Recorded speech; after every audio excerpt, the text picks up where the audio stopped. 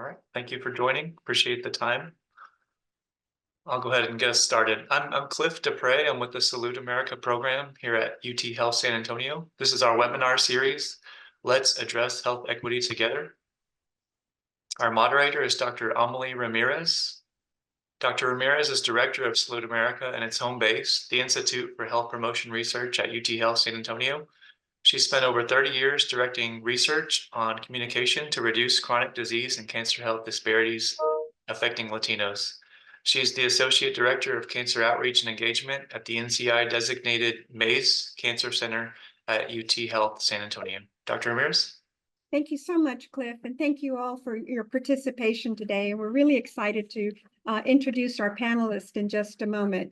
This topic of cancer survivorship is extremely important. We find now that more and more patients, thank goodness, are surviving due to medical advances, and they're not only surviving, but also living longer with cancer. And so it's a very important topic. Today, we have about 18 million cancer survivors nationwide, and 4 million of them are Latino cancer survivors. And our Latino patients sometimes have a more difficult journey than our non-Latino peers when they're diagnosed with cancer, mainly because they might be coming in due to a late-stage diagnosis, or they may have difficulty accessing care, or just have, due to lack of health insurance, may not be able to get the immediate care that they need. So today we're going to be addressing some of those concerns and challenges to how can we help our Latino patients really have a road to successful recovery. And also, what are researchers and clinicians doing to help and to make a difference? And how can patient advocates and safety net organizations get involved to support and uplift our Latino cancer survivors? Today, we will attempt to answer these questions and many more. We have a fantastic panel of 4 individuals who are here today to address these concerns. With us is Dr. Adolfo Diaz-Duques. He is a leading hematologist-oncologist at the NCI-designated Mays Cancer Center here at UT Health San Antonio. And Aaron Erkeline is the leader of the ThriveWell Cancer Foundation and an excellent safety net organization for survivors in San Antonio. And Marielle Santos McLeod is a director of programs and advocacy at the Cancer Hope Network. And she herself is a colon cancer survivor and an amazing patient advocate. To start off our session today, we are delighted to have our first speaker, who also represents our sponsor, Genentech, a biotechnology company and a member of the Roche Group. We are pleased to have Angie Wilson. Angie is the Senior Director of Patient Advocacy for Oncology, Immunology, and Respiratory at Genentech. And in this role, Angie leads the team that advances patients' centricity through strategic partnerships with oncology patient advocacy organizations and delivering measurable and positive impacts to our patients.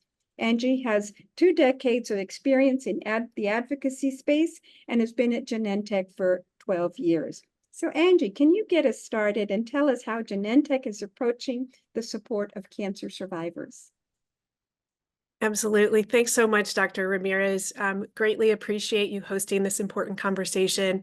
And special thanks to Salute America, as well as the Mays Cancer Center for bringing this topic forward. As you said, I work on the patient advocacy team at Genentech, and we are acutely focused on advocating for equitable health outcomes through the power of patient-focused partnerships. We work with patient organizations to understand their patient experience and bring that into our decision-making, our science, and our business. As many of you probably on the panel are aware, sometimes survivorship is not in the limelight. It's like the thing at the conference at the end of the hall. And we tend to think of cancer survivorship as the end of a cancer treatment, closing a chapter, but for far too many, it continues and the struggles continue, and sometimes they amplify financially, emotionally, physically, psychologically. As you mentioned, we have a significant population now. I think the last stat was from 2022 that are living in the US as cancer survivors. And from a Genentech perspective, we're focused on the community, research, and policy as ways to advocate for change. Wanted to highlight just a few things leading into our conversation today. From a community perspective, we think it's important to provide resources for patients with community-based organizations and advocacy groups. Since 2017, we've provided over $200 million in health equity focused support in the community. And then from a research perspective, this is near and dear to our heart as a leading researcher in oncology. And as you mentioned, the prominency of Hispanic and Latino population with cancer in the US and not significant representation from the community in our clinical trials. We see inclusive research as a must-have for now. And all of our clinical research programs at Genentech have population-specific assessments, as well as inclusive research action plans. To engage Latinos in research, the Salud America program at UT San Antonio received a 3-year grant from us to create Latino-focused recruitment strategies and systems for clinical trials. And one thing my colleague brought to my attention, Veronica Sandoval, who you all know, is that recently a video we produced with Mays called Why Hispanic Representation Matters in Clinical Research won a Silver Telly Award. So exciting, resources like this that are culturally appropriate, bilingual, speak to the needs of the community, really can advance outcomes. And then finally, from a policy perspective, we work with lots of organizations, including the Congressional Hispanic Caucus, the National Coalition for Cancer Survivorship, and many others. And I'm excited to say that in partnership with the community, we were able to advocate last year for the reimbursement of non-clinical social needs navigation in cancer. And CMS is starting to reimburse that this calendar year. It's really exciting. That's a great example of sustainable and systemic change that will reach far into the community. But there's so much more we can do. I'd like to say that the best science in the world that we can produce only matters if it can reach patients. And this conversation brings that reach to life. I find that there's a ton of momentum to break down barriers and advance outcomes for Latino cancer survivors. And we thank you very much for hosting this conversation. Yeah, thank you so much, Angie. And again, we're so grateful to Genentech and making this opportunity available, because sometimes within our Latino community, our patients still feel concerned about even saying that they've had a cancer diagnosis because they fear that they might be spreading it to others. And so it's just such a fearful disease among our population, and we need to do so much. And so really grateful for all the new opportunities, especially those policy changes. We really need them to improve health equity for all. With that, I'd like to transition to Dr. Diaz-Ducas. Can you describe the challenges facing our Latino cancer survivors and how you're working to address those challenges? And here in San Antonio, almost 69% of our patients that come to our cancer center are Hispanic. So Dr. Diaz-Ducas? Yeah, thank you. Thank you, Dr. Ramirez, for the invitation. So these are kind of like exciting times because we've seen the number of new therapies that now are translating the overall survival to a higher rate. So we see a number of survivors, and of course, when we speak to patients, we basically tell them that getting a diagnosis of cancer and then getting the treatment is not just a sprint, it's a marathon, and it comes in phases, right? So treatment, and then when we hopefully get those patients into complete response, the next phase comes, and that's the surveillance. And so there are multiple challenges that require a multi-faceted approach that considers cultural, economic, social, and healthcare-related factors. So when we think about the challenges that are facing those Latino cancer survivors, we're speaking of one, language barriers, for instance. So many Latino cancer survivors may have limited English proficiency, and that can impede their ability to understand medical instructions, communication, with healthcare providers, but most important, probably to navigate the healthcare system. It's not just one stop. It's different, different stops depending on the number of providers that are helping the patient. Also, we need to consider health literacy, because there might be a lack of understanding of medical terms, cancer-related information, for instance, and then the importance of follow-up care, which leads one way or the other to poorer health outcomes. We also see access to healthcare as a challenge, and that's because of the socioeconomic factors, lack of insurance or underinsurance. Sometimes we see patients that are undocumented, that can limit access to post-treatment care, screening, and specialized services. There are as well economic challenges that in one way have to do with access to healthcare, but in one word, that can lead to financial strain resulting from treatment costs, loss of income, lack of financial resources that can hinder recovery and access to necessary follow-up care. Finally, and to kind of like a wrap up the complex scenario of survivors, sometimes we forget, but this is quite important. These patients need psychosocial support. So Latino cancer survivors may face challenges in accessing culturally and linguistically appropriate counseling and support groups. So there are several strategies to address these challenges. When we think about culturally competent care, the fact of training healthcare providers in cultural competence to understand and respect their cultural beliefs and practices of Latino patients, it's key.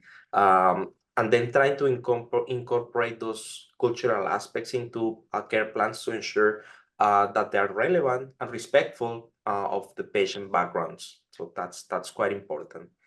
Then when we talk about language services, we have to make sure that we provide interpretation services and translating educational materials into Spanish.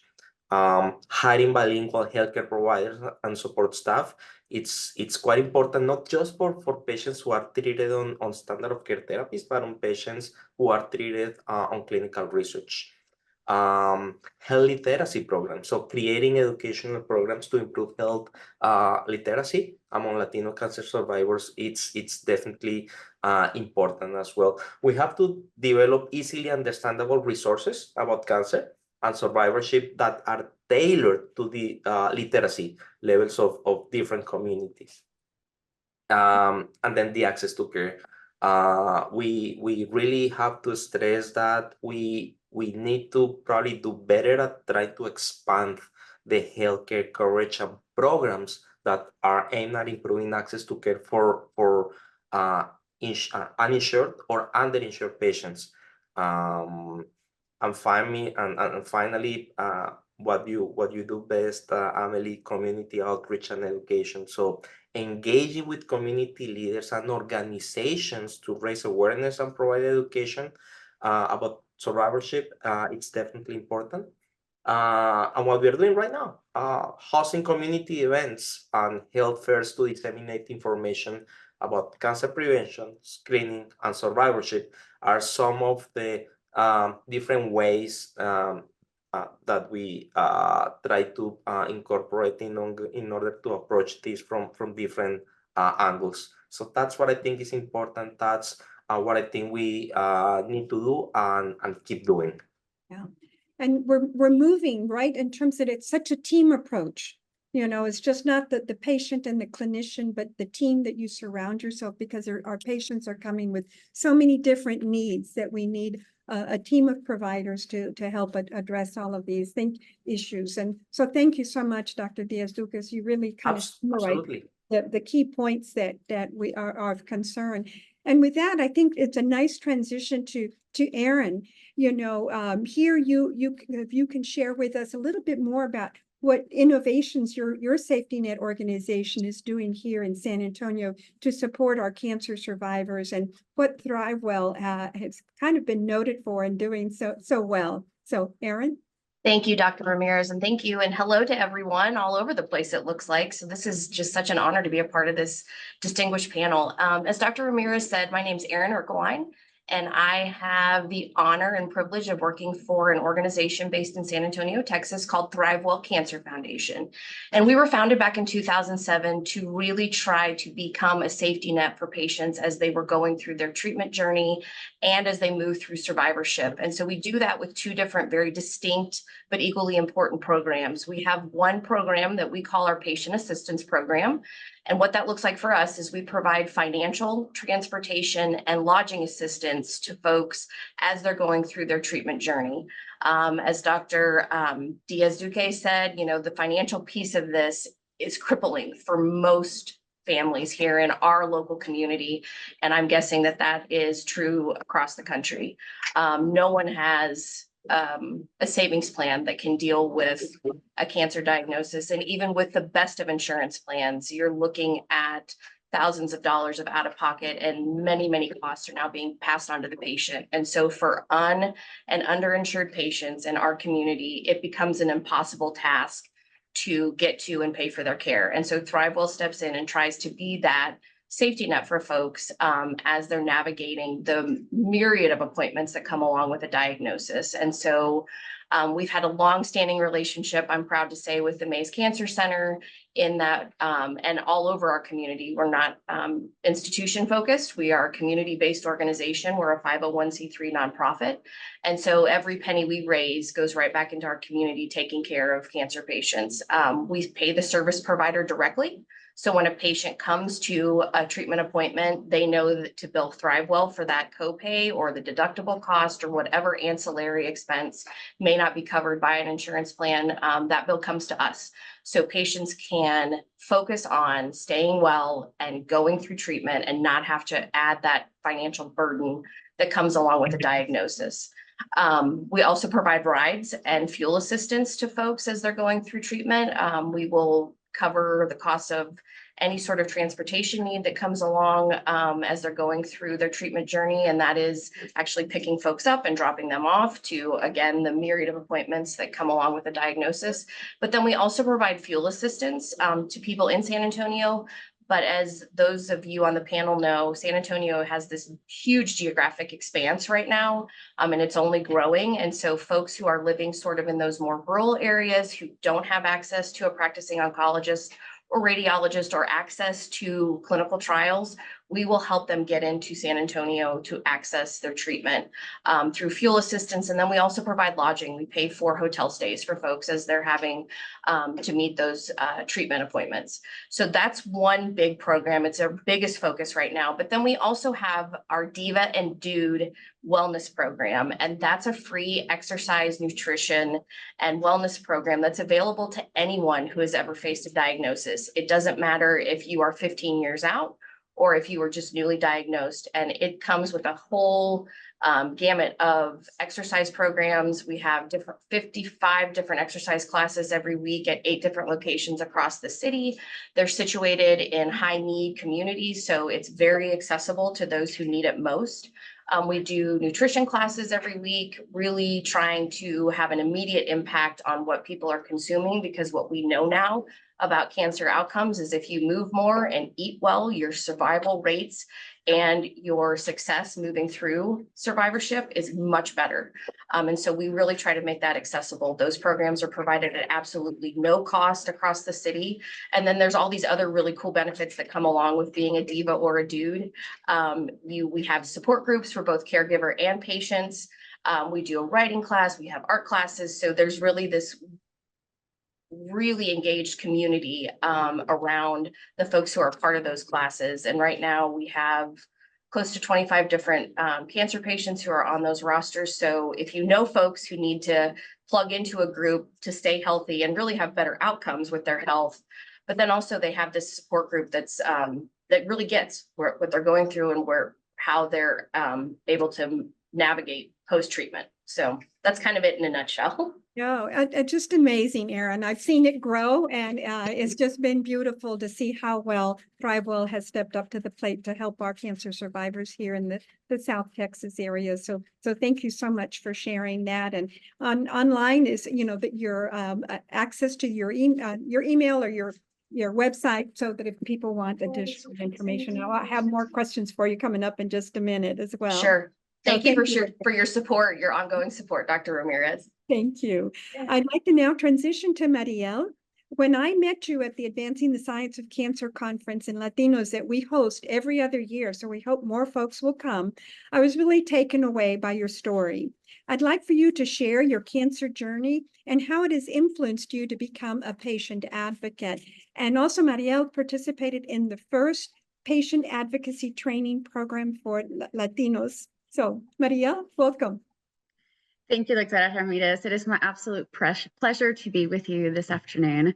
As you mentioned, my name is Mariel McLeod, and I am here to share with you a journey and part of my life that has transformed and ignited my passion for advocacy and cancer care. I want to take you all back quickly to 2017, when I was at the fantastic age of 36. My life and my career were exactly where I wanted it to be. I was finally making headways into adulthood, per se, if you want to put it that way. I was a mother of 4 young children at that time. One was just starting kindergarten, 2 in middle school, and 1 had just started her freshman year. I had not been feeling well for a while and went to my GI a couple of times and was just quickly dismissed by my symptoms because they were very relatable to stress. A few months later, I finally reached my wit's end, and I told my doctor that I wanted him to prove to me that I was going crazy, since he didn't believe me, and I begged for a colonoscopy after losing 20 pounds in 1 month. Despite my symptoms, I was repeatedly dismissed, and he finally gave in and was like, fine, let's go ahead and do this, because you are too young to have any type of severe illness, and I just want to prove to you that, this is just the right treatment that you have been receiving. At the end of that colonoscopy, a month later, I received the news that a mass was found in my colon, and that momentarily, within 24 hours, I would know if I indeed had cancer. My biggest fears came to life. I eventually found out the next day that indeed it was adenocarcinoma of the sigmoid colon, and I did have colon cancer at the ripe old age of 36. I started my treatment a couple months later on my children's first day of school, and life pretty much changed and was never the same. Midway through my treatment, I faced a life-threatening complication while I was in my chemo chair in a fateful afternoon in December. I suffered extreme severe anaphylactic reaction to my chemotherapy that day. Later on that afternoon, after it took my doctors majority of the day to kind of get me settled, I received a call from my employer, and within minutes, I had almost not just lost my life, but I also lost my insurance and my job and any kind of employee benefits that came along with that.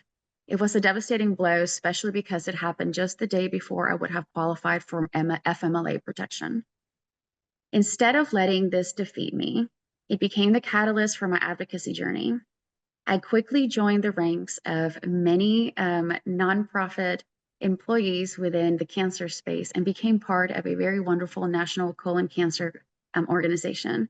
There I served as a certified bilingual patient navigator, where I helped a multitude of Spanish-speaking patients not only navigate their treatments, but also find essential resources such as how to enroll in clinical trials and learning how to navigate that space.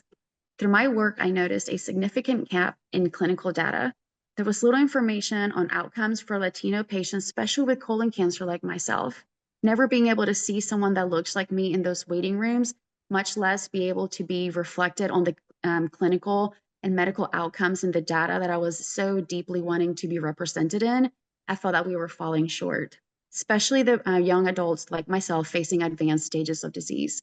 This drove me to join clinical trial research committees such as SWOG and become a part of the very exciting first ever Latino advocacy group focused on cancer. Today, my advocacy career has taken me in various different routes, especially that of becoming the Director of Patients and Advocacy at Cancer Hub Network, where we worry about the mental health perspective and psychosocial need and support of cancer patients nationwide, both English and Spanish speaking. We bridge the gap for language to ensure that both English and Spanish speaking patients receive the support that they need, but also be able to steer them to other resources.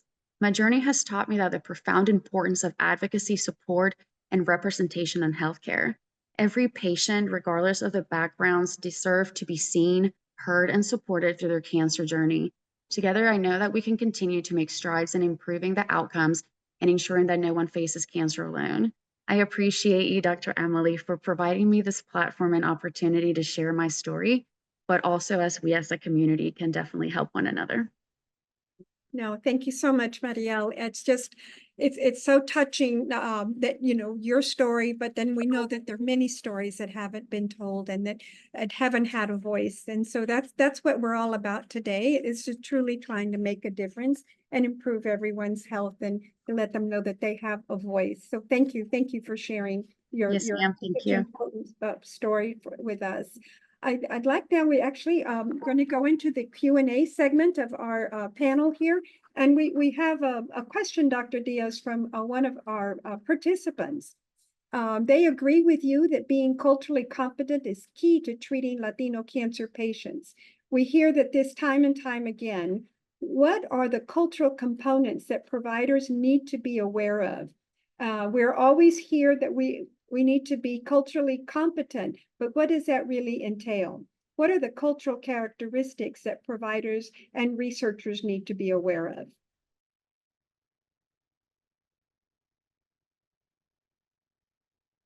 You're muted, Dr. Diaz. There you go. Can you hear me? Yeah. Yeah. Okay. Yeah. I was saying this is a really good question. It's kind of complex, but we really have to inform our own institution and providers about what cultural competence means. When I think about that, I think about cultural diversity, cultural knowledge, and cultural sensitivity. When I speak about cultural diversity, we are all different. We have about 69% of Hispanics here, and the Hispanics that we treat here in San Antonio are different than the Hispanics that are treated in California or the Hispanics that are treated in Florida. And so we basically treat people here from Central America for the most portion. But then if you look at Florida, that's, people from the Caribbean, people from South America, and then there's kind of like a mixed population from California. So that's the cultural diversity.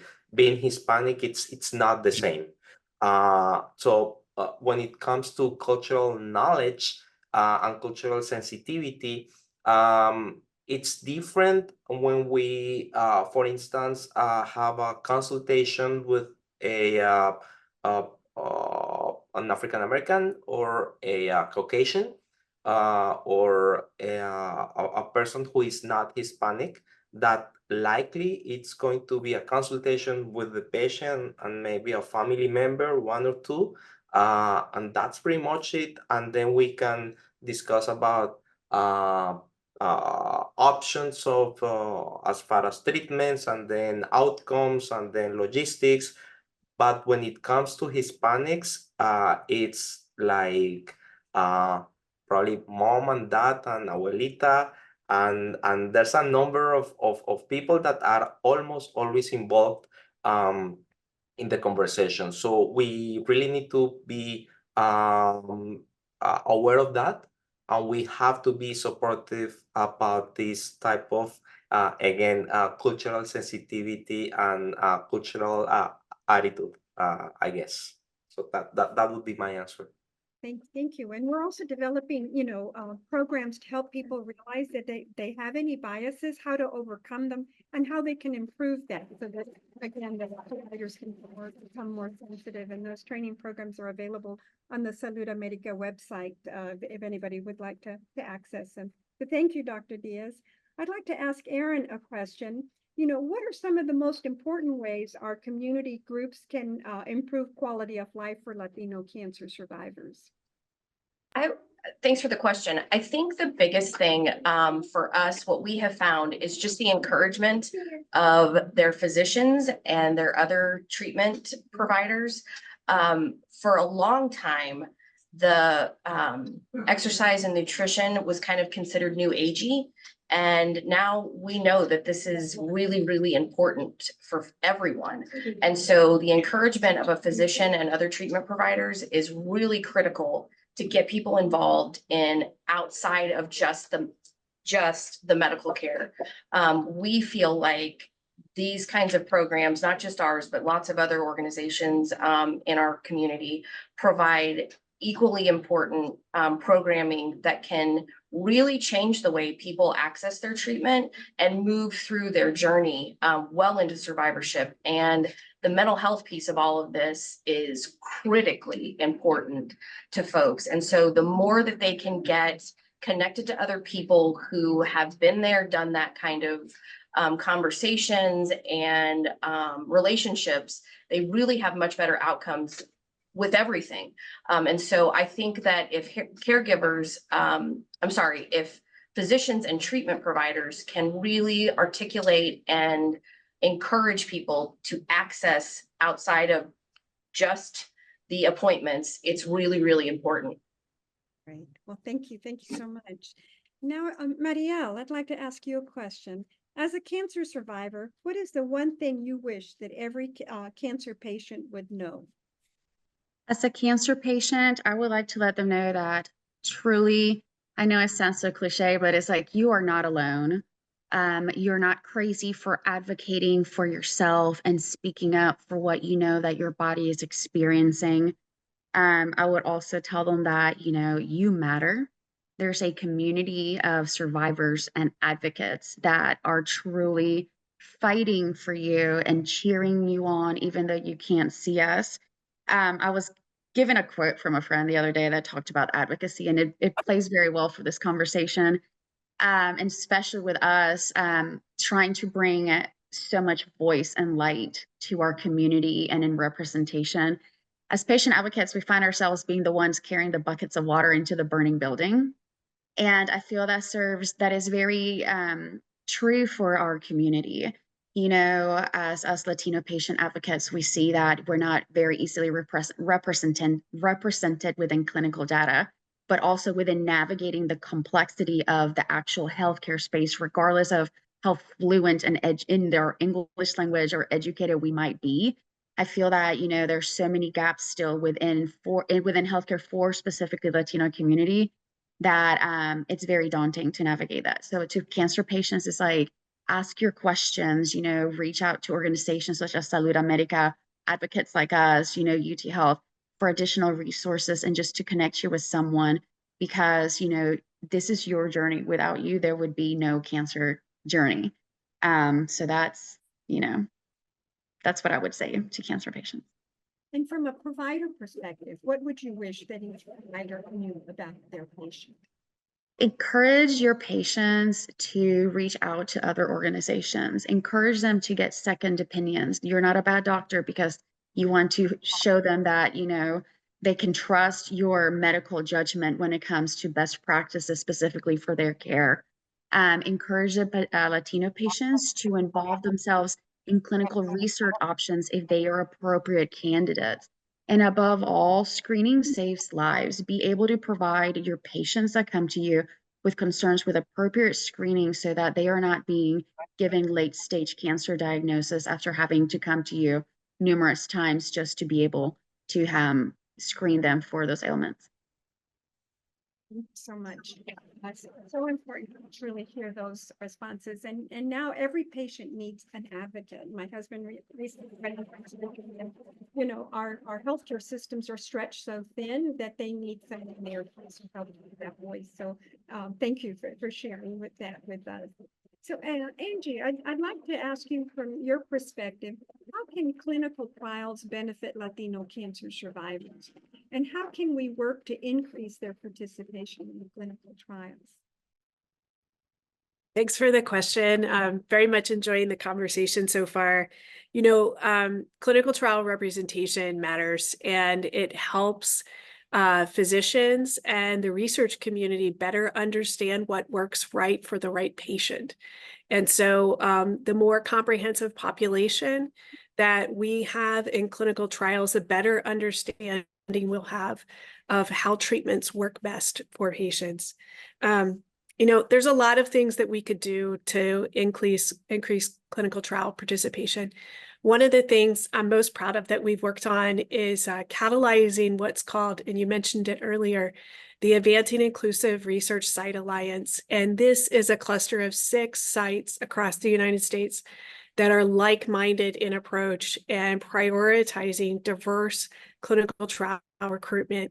It's really a kind of a training ground to understand how retention and recruitment could be refined, piloted, changed in order to recruit a more representative population.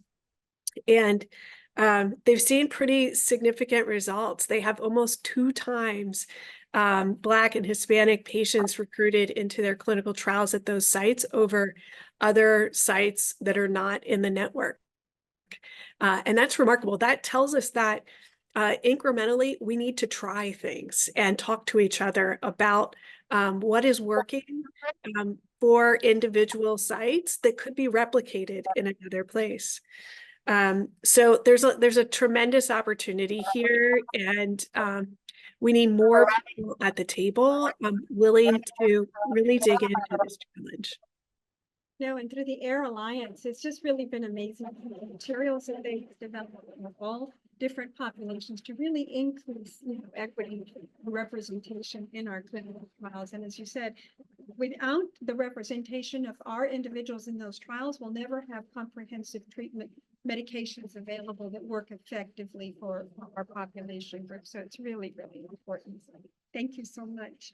I have a question here for both maybe Erin and Marielle, and maybe even Angie. Are there any specific programs for pediatric patients and their families, support programs and specific resources that might be available, or where they? No, it's a great question. Sorry to jump in ahead of both Erin and Angie. I know for a fact, specifically within the San Antonio area, there is an organization called Mahila's Heart. They specifically serve patients and families of pediatric cancer patients.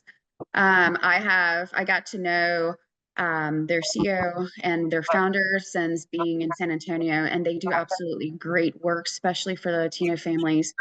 The type of resources that they provide are phenomenal,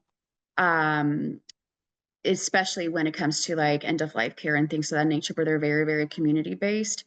And then also I know that they will be, there's another organization that's going to be opening up a parent and pediatric support group. But Erin, you being in San Antonio, I know that you probably do have a lot more, but that is like the first one that comes to mind specifically for care for parents and their children. I was actually just going to say that because they are on the call too. Oh, wonderful. So yeah, feel free to share your link in the chat if you can, or maybe pass it on to Cliff and he can do so. Absolutely. I think the really cool thing about uber local organizations like Mahila's Heart and like ThriveWell is that we can be really nimble in how we provide services.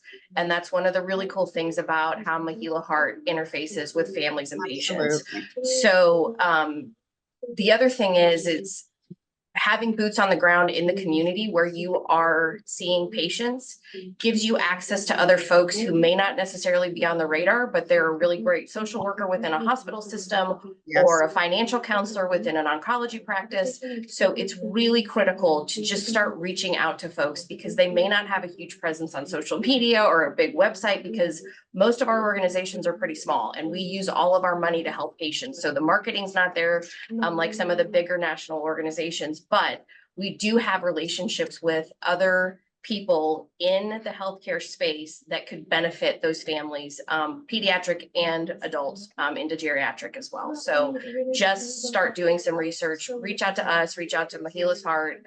If those are the patient populations that you're serving is on the pediatric side, and pick her brain. pick Gloria's brain because I can tell you she's a wealth of knowledge on this topic as well. Great. Thank you so much. Another question from one of our participants is, at what point should psychosocial support come into the patient's treatment plan? Dr. Diaz or Aaron or Mariel? I think it's from the moment that they're diagnosed, they should be provided that resource. There's a great sense of healing within a community space, right? I did not have access to psychosocial support when I was initially diagnosed. I had no idea there were organizations that, you know, were a part of peer support. I would have benefited tremendously. As an English-speaking patient and a Latina, I would have greatly benefited from connecting with someone that had gone already through my cancer diagnosis that can kind of assist me with diffusing some of those very hard days and challenges of side effects and treatment management. I am the director of a national peer support organization, and we just launched our Spanish facing program to be able not just to provide the psychosocial support for our Spanish speaking or limited English proficiency patients, but also to be able to reduce that language barrier. The responses that I've received from those patients that are now survivors that have showed interest in this program, they're very excited of the fact that they finally have a space to belong to, that they can, reach out to other cancer survivors that are Latinos, so they can share, yes, we are a little bit different than our American, counterparts and those thriving in the fight, but the sense of culture is very valid and vivid, and it's like one of the main things that I have loved seeing in that space. But from a survivor, I think from the moment that you hear the words you have cancer, every patient should have access to psychosocial support. Great.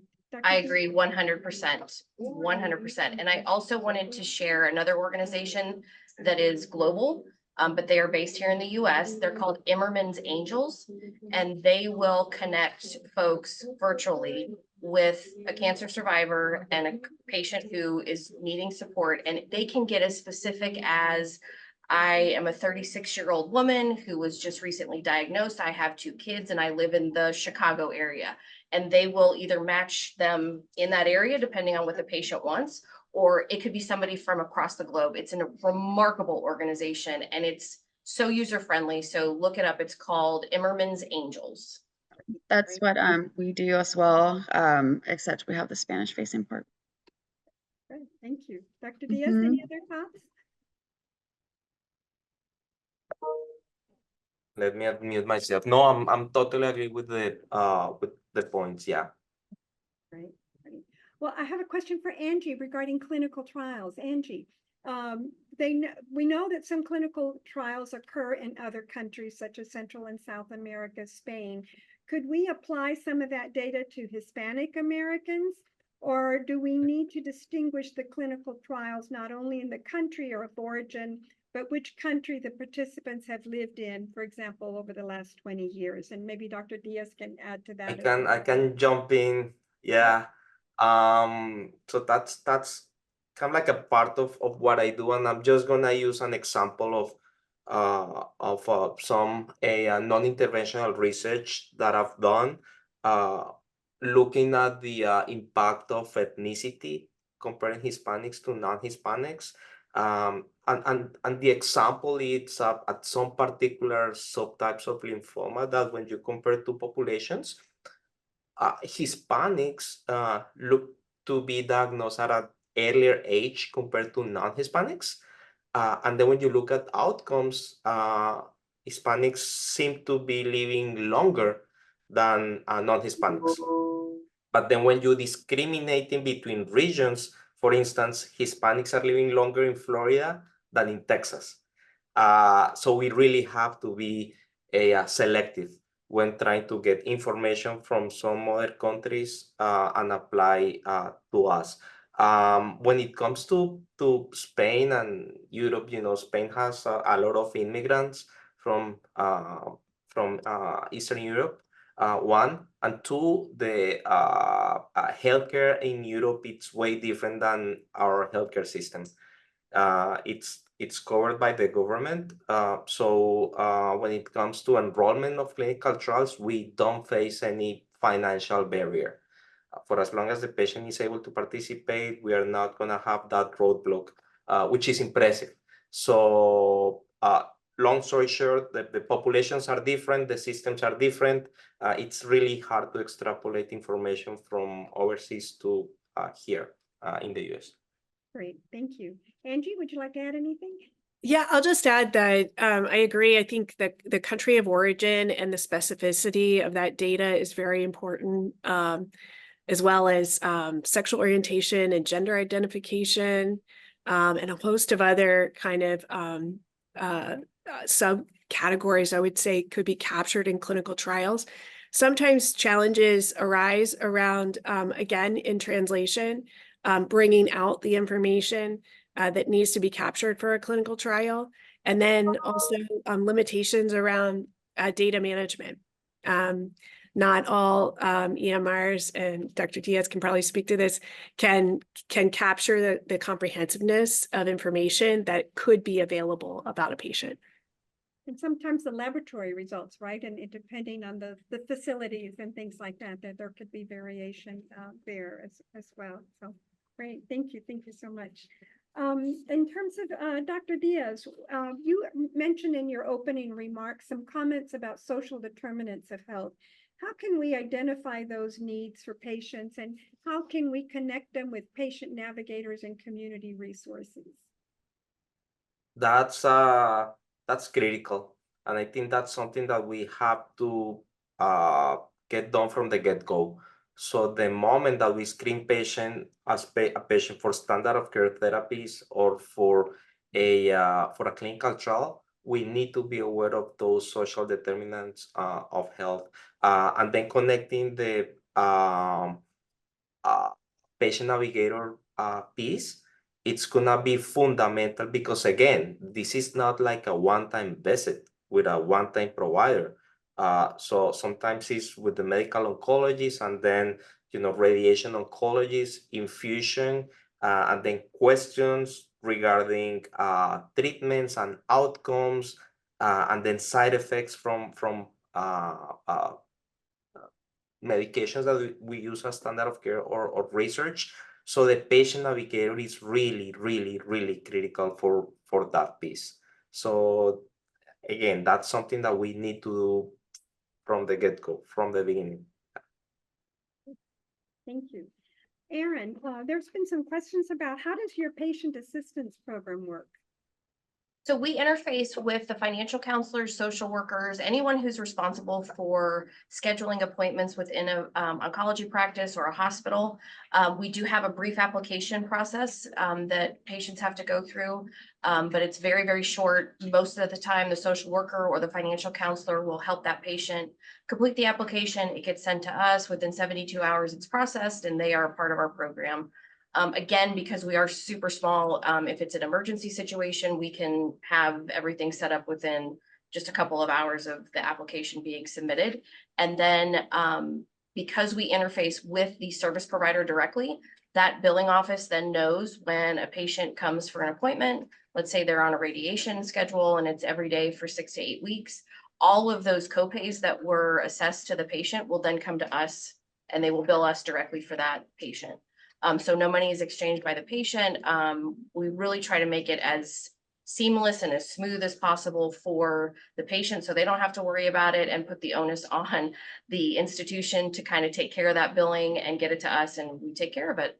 So it's pretty efficient. And once they are part of our transportation program, if they're needing rides or fuel assistance, again, we just work with the schedulers at the different institutions and get that appointment schedule set up and take care of their transportation needs. So same with the lodging. So we handle all of the booking and scheduling and all of that. So the patient just gets picked up and gets taken to their appointments. So Thank you. I hope that answered it. Yeah, no, very, very thorough. Marielle, what help do your Latino patients ask for the most, and how do you help address those needs?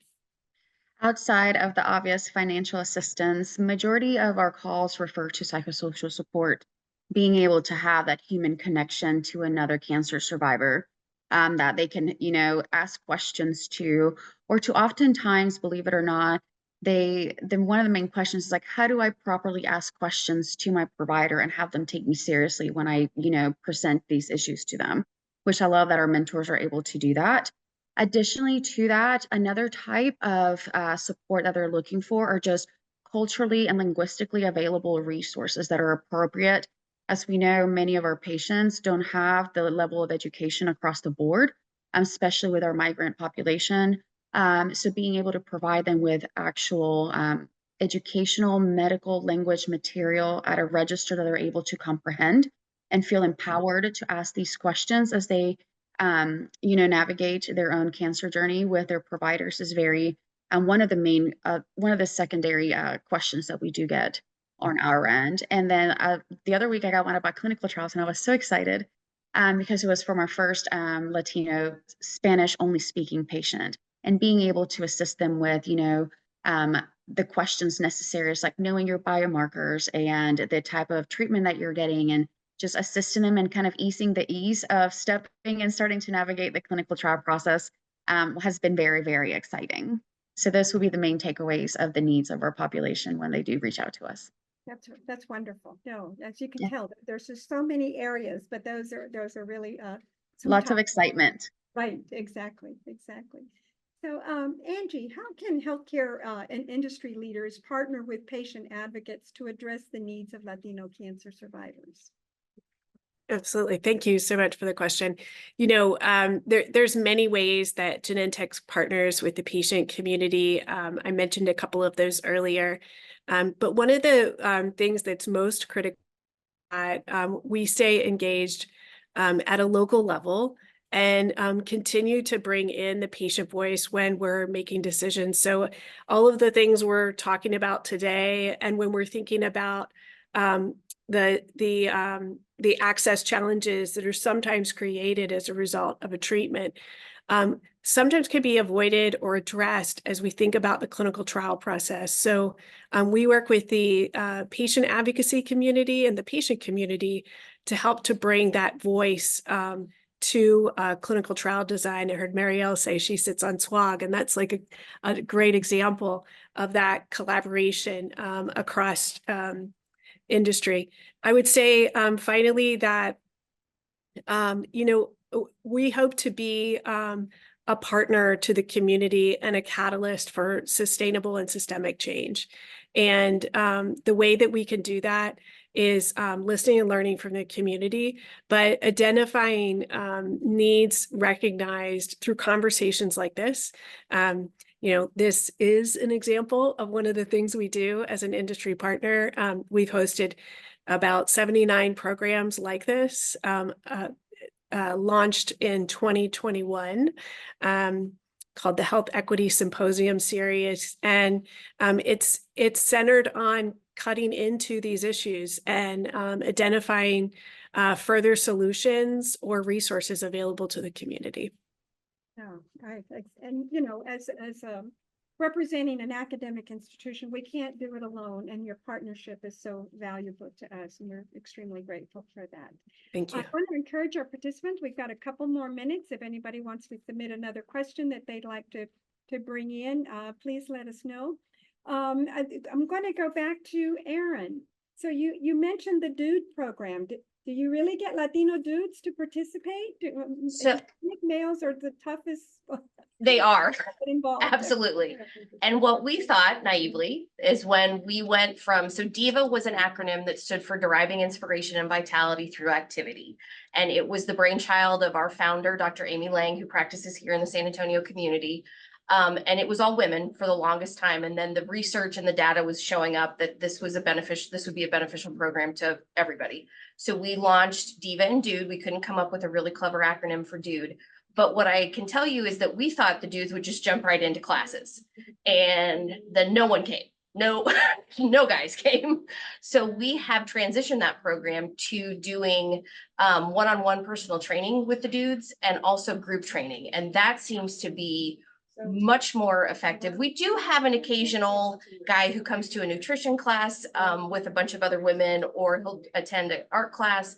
but they're in the minority usually. And so we have sort of tailored the program to do more one-on-one work with men. And again, it's for free. So we take on the cost of this.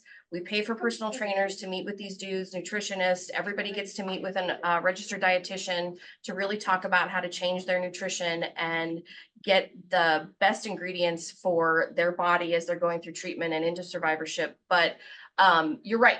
It was a hard learn at the beginning because it was like, we have all this great stuff. Why is nobody taking advantage of it? And then we quickly learned that it needed to be more personal for the men for a whole host of reasons. But they've jumped in with both feet with the personal training and the one-on-one and the smaller group sessions, and it's been fantastic. So That's great. I hope I get my husband there. He's a yeah, you should. I would love it. Yep. One thing cancer survivors may or may not understand is the importance of risk reduction, right? I mean, we need it beforehand to hopefully prevent or reduce our risk for cancer. But if you've had cancer, it's also just as important to hopefully not have your cancer recur. So nutrition and exercise and not smoking are really important behaviors to continue in your survivorship realm and getting people involved in that. And sometimes it's we know the experience can be overwhelming and tiring, and the lack of energy may not be there, but it's participating in these kind of group activities are so important, and that social support network is even more valuable. So I'm going to give you all maybe 30 seconds or less to maybe offer us a last statement to the participants online with us. So Dr. Diaz? Right. I really want to thank you for the opportunity. You know, this is a teamwork. It's not just treating the patient and then caring for him during the therapy. It's just expanding our services to support him and his or her family during the surveillance period. It's complex, it's challenging, but we are doing it, and there's different ways to approach that. Yeah. Great. Thank you. Maria? And find my mute button.